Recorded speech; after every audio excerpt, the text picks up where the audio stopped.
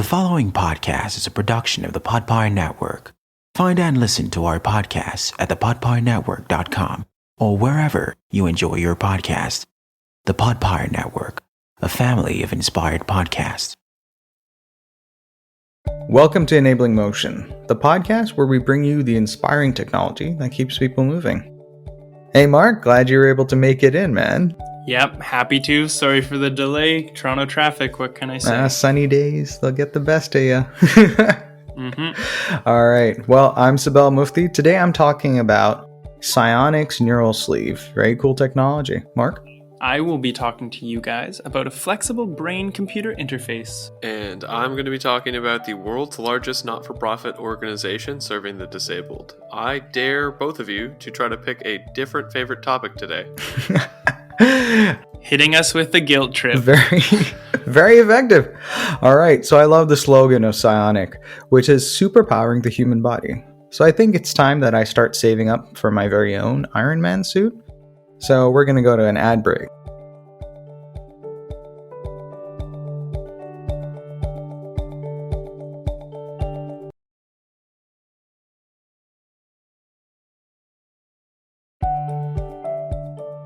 The Cionic Neural Sleeve.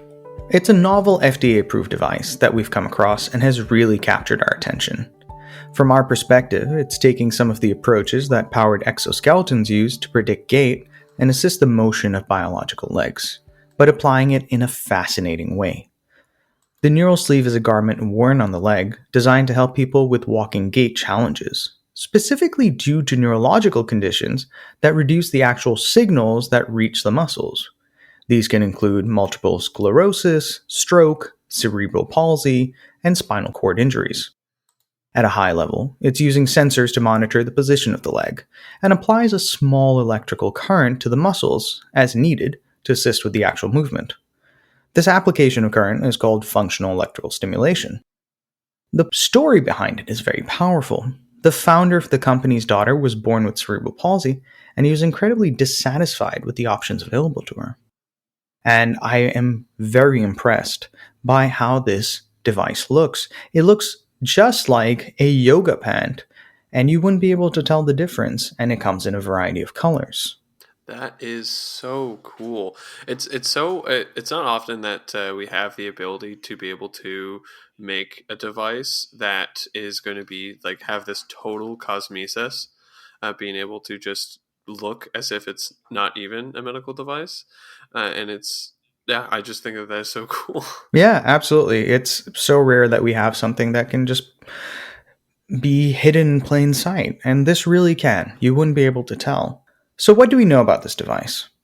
It's using a flexible e-fabric that incorporates read-write electrodes, which are able to pick up the muscle signals as the patient is walking, and also deliver electrical stimulation to the muscles as a means to improve those contractions, targeting the four main muscular compartments involved in leg motion, which is knee flexion and extension, and plantar and dorsiflexion, which is the raising and lowering of the foot at the ankle. To be more specific, that's the quads, the hamstrings, the calves, and the shin muscles. The current users of this device are ambulatory, but they're walking with assistance. So there are neuronal signals that are reaching those muscles that the device is picking up. The videos are really impressive, showing what a big difference there is between the walking gait of a patient without the device and then when they're using it. I really recommend that you take a look at those videos to see the neural sleeve in action. Amazing. Thanks so much for that, Sibel. I've done some work with FES, more on the therapeutic side, but I love seeing this implemented in such a functional task, daily living setting. Very exciting. Very cool. Thank you. So today I want to talk about flexible brain-computer interface. But first, let's talk about folds. And I'm not referring to doing laundry or to gymnastic moves, no. I'm talking about the folds in our brain. Sulci and gyri. These are the valleys in the rolls of the cerebral cortex whose structure contributes to the heightened brain functions within our relatively small head size. As a generalization, a bigger head can fit a bigger brain, and a bigger brain can take on more responsibility, Larger animals might have bigger brains than humans, but with more space delegated to moving a bigger body, the bigger brain doesn't necessarily come with more sophisticated cognitive function. This is where gyrification comes in, the evolutionary process of generating more sulci and gyri in the brain. Gyrification is a major contributor to humans' cognitive prowess. By increasing cortical surface area, an organism has the capacity for increased cognitive function without sacrificing smaller head size. Humans don't have the foldiest brains in the animal kingdom, but we are close to the top. And yeah, Sibel, I'm sorry, when I was calling you smooth brain, it wasn't a compliment. And the cat's out of the bag now. So, to come back to the technology at hand, with complex surface structure, it becomes difficult to take robust electrical readings with the current rigid electrode tech. Now, there are a lot of reasons for implanting electrical componentry into one's brain. In some cases, implanting electrodes that can send impulses to desired regions can act as a treatment or therapy for certain pathologies. In other cases, implanting electrodes that can take EEG readings can actually facilitate improved signal acquisition when compared to external EEG. This is extremely useful when aiming to use the activity of the brain to instruct external devices such as powered prosthetics. Now, of course, surgically implanting electrodes into one's brain is quite invasive, and so if it is deemed safe and necessary by surgeons and the rest of the medical team, then you would want to ensure that you're going to be acquiring the best signals possible. This is where the advancements of researchers at the University of California, San Diego comes into play. They have developed a microneedle array with flexible backing that can better conform to the surface anatomy of our brains, while being able to take readings from much larger areas. Contrary to current rigid microneedle arrays, the flexible back also accounts for the subtle movements that our brain may experience. Additionally, this device is effectively transparent, and so it does not interfere with any optical imaging. So far, the array has only been tested in mice, but has shown some very promising results.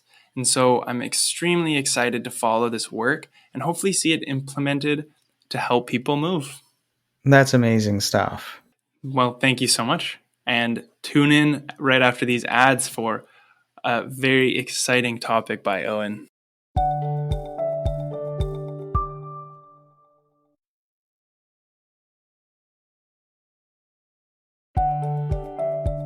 Thank you so much for taking your time to listen to that ad. Thanks to your listens, we can now afford Iron Man's knee pads. Today I'd like to talk to you about BMVSS, the world's largest not-for-profit organization serving the disabled. BMVS's services have benefited over 1.3 million people with physical disabilities across 26 countries, and it began with the Jaipur Foot project. Originally developed in 1968, the original Jaipur Foot was a below-the-knee prosthetic and consists of a rubber core, a wooden block, and vulcanized rubber coating. It is a soft, multi-axial artificial foot and provides enough dorsiflexion to permit an amputee to squat. This was one of their major selling points for their design. In 2009, a new Jaipur knee was designed in Stanford University, also known as the Stanford Jaipur knee, a above-the-knee prosthetic. It's based off the polycentric concept and is designed using 4-bar linkage geometry. It's made from oil-impregnated nylon. It compromises an upper and lower body block, 2 side linkages, a mid-linkage, all held together by 4 steel bolts. The body blocks have segments for socket and pylon attachment, and to date, this knee in particular has been fitted over 9,250 patients. If you'd like to learn more about the Jaipur Foot Project or BMVSS, you can go to their website, jaipurfoot.org. The link will also be in the description. Oh, and that's amazing stuff. Thanks for sharing that. It's the numbers themselves are crazy. How many years did you say that was? So they have been, well, since the inception, since the design and creation of the Jaipur Foot in 1968, they had made about 50 of them Mhm. by 1975. And then in 1975, they made 59 for that year. They're now up to the present. They're making over 16,000 That's each year. crazy.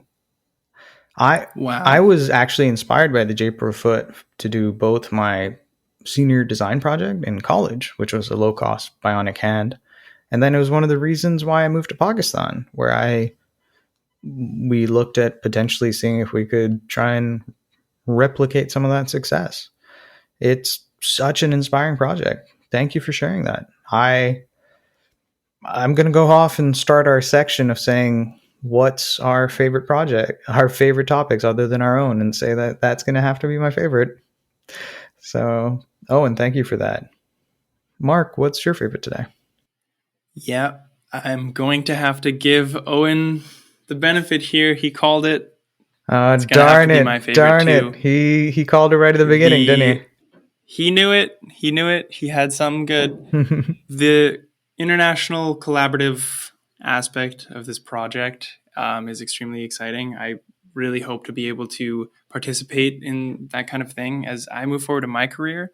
Additionally, the attention to detail and the specificity that these devices have are amazing. It's exactly what I want to see happen more and more and more, getting the accessibility to places that need it, that don't have it right now. Absolutely. It's a huge priority of mine, and I think it's really important. So it's exciting to hear about. Thanks so much, Owen. You done it this time. Yeah, you won, mate. You won. What about you, Owen? What's your favorite today? Yes. It almost feels like a tiebreaker, but it's weird to have already won. I'm breaking the tie for second place.